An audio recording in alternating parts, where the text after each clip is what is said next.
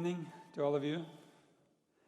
I'm pleased to be here at the opening of the Development Goals Forum 2020.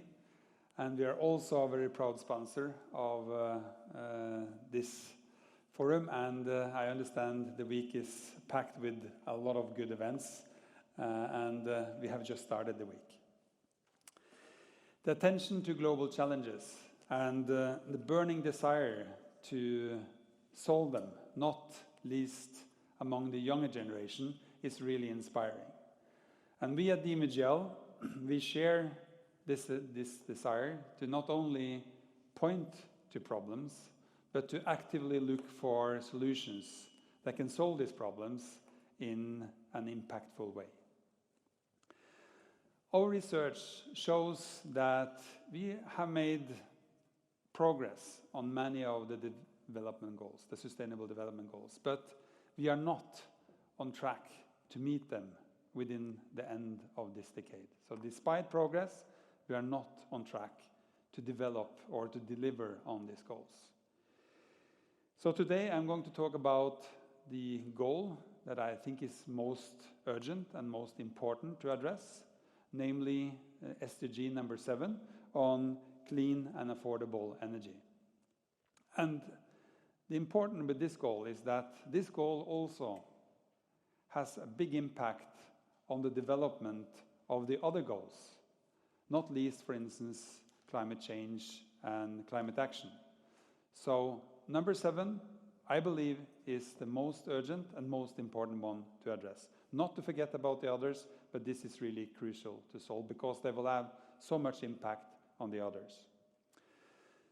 At DNV GL, we have conducted some research into the energy transition, and every year we produce what we call the Energy Transition Outlook. This is our view on the energy future. It's not a scenario, but it's a forecast on what we think are the most likely way into the future and how we think the energy system will change over the next 30 years. In addition to looking at how the energy system will change on a global scale, we also look at what the impacts are for some of the core industries that we are working within in our company. So I would like to share with you the 3 key findings of this report, and I will also at the end of my presentation share with you some of the examples of solutions that we are working on within some of these sectors that we are working within. So the first finding is that we forecast a very rapid transition unfolding within the time span of a single generation. And this has probably not happened before in the history, but it's not fast enough to deliver on the Paris Agreement. So that just indicates the size of the challenge.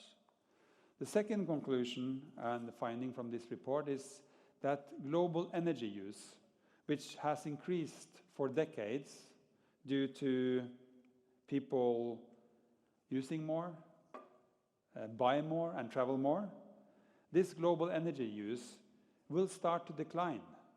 Will actually start to decline, we predict, in the 2030s, owing to energy efficiency.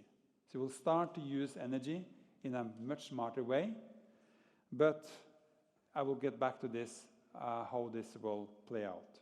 The third finding is that existing technologies can deliver on the Paris Agreement, but only with the right policy backing. What does that mean? Well, we know of the technologies that can help us bring us there. We don't need to invent something totally new that we don't know of today. We can use technologies that we know today. With the right policy backing, we can deliver on the Paris Agreement. But let's look at some of the details. We predict fossil and non-fossil fuels be split roughly equally in 2050.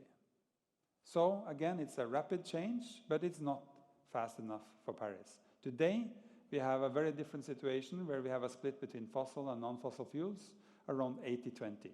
So moving from 80-20 today to roughly 50-50 in 30 years. That's quite an achievement, but it's not enough to deliver on the Paris Agreement, and I will get to that later in my presentation. When it comes to fossil fuels, if you look at that and dive into some of the details here, coal will give way to renewables and gas, and that's the good news. Oil will plateau in the mid-2020s, 5-6 years from now, and then decline sharply after 2030s, mainly due to electrification of road transport. Gas will take up the position as the single biggest energy source in the mid-2030s. So that's the story on fossil fuels. Energy use has historically followed population growth and economic growth. In the about 15 years from now, mid-2030s, we expect energy demand to actually peak, and we will start to use less energy on an aggregate level, but to do even more work for increasingly more people. So how can that be? Start to use less energy for increasingly more work for increasingly more people. And the explanation is mainly related to electrification. So we will get more done from the electricity we produce and from the energy that we consume. Take this example on the slide here. The LED light bulb is much more efficient than the kerosene lamp it replaces. Anyone's guess here that how much more efficient a LED light is? Anyone? 30%. 30%? It's 50 times more efficient. 50 times. And if you look at heat pumps in manufacturing, it's far more efficient than using fossil fuels for heating. So these are just a couple of examples that electrification will make big leaps when it comes to energy efficiency. And the biggest one is actually the electrification of road transport. That is providing the biggest energy efficiency gains during the next 30 years. We expect a rapid uptake of electrical vehicles, and by 2032, that's 12 years from now, EVs will represent half of all new car sales in the world, half of new car sales.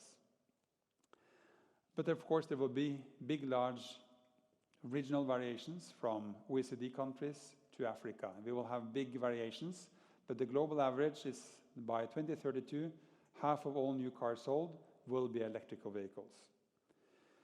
And the world car fleet will expand, not only by four-wheelers, but maybe three-wheelers and two-wheelers. And we will have 75% more by 2050. So more cars, that's disturbing, but because EVs are 3 times, not 50 times, but probably more than 3 times, close to 4 times more efficient than their combustion counterparts. So actually the energy that we will use in road transport will be less than today because of this efficiency gain, and because of electrification, it will also be much cleaner. So electrification is the major theme of the energy transition. I mentioned earlier that we have the technology that can deliver on the Paris Agreement. So these are technologies that are known to us, and what am I talking about? I'm talking about wind technology, I'm talking about solar, I'm talking battery storage, carbon capture and storage, synthetic fuels like ammonia and hydrogen. These are technologies that can help us get to the 1.5-degree future that the Paris Agreement has as an ambition. But again, the great uncertainty here is the speed of adoption of these technologies, and the adoption can be influenced by policies. So with the right policy backing, these technologies can help us solve the problem we have when it comes to 1.5-degree future.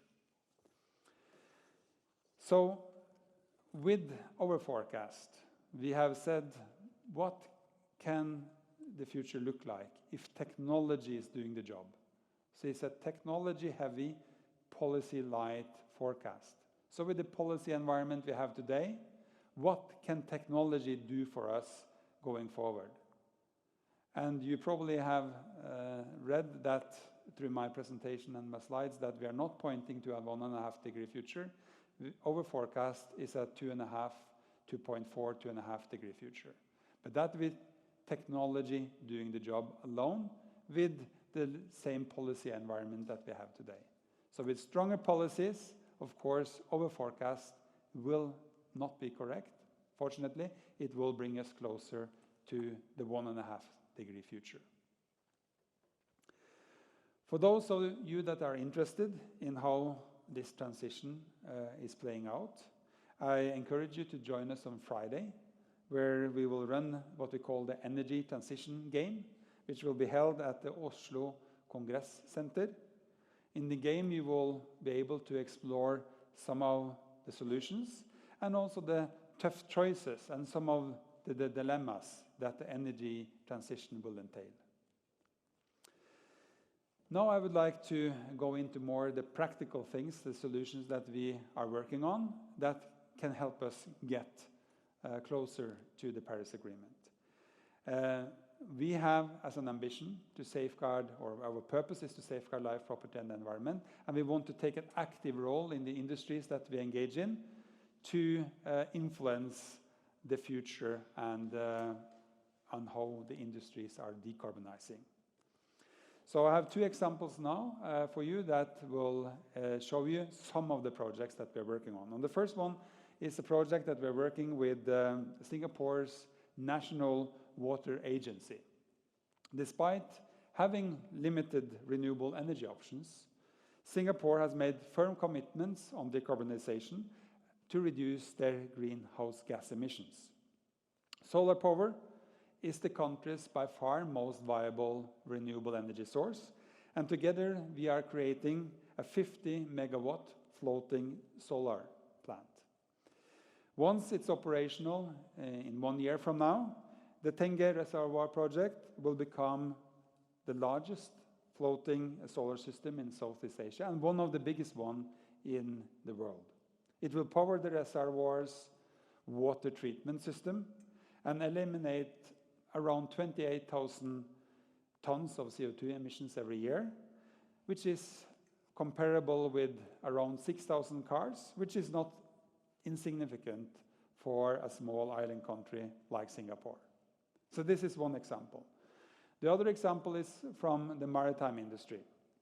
And the maritime industry, together with the aviation industry, has been said to be the hard to decarbonize industries. It's very hard to decarbonize those two industries. And the International Maritime Organization, IMO, which is part of the UN, has set some very ambitious goals for shipping to reduce the overall emissions from shipping with 50% by 2050. So this is also taking into account the growth in seaborne trade. For your information, 80%, maybe up as much as 85% of world trade today is on the oceans. And the world economy is very much dependent on it.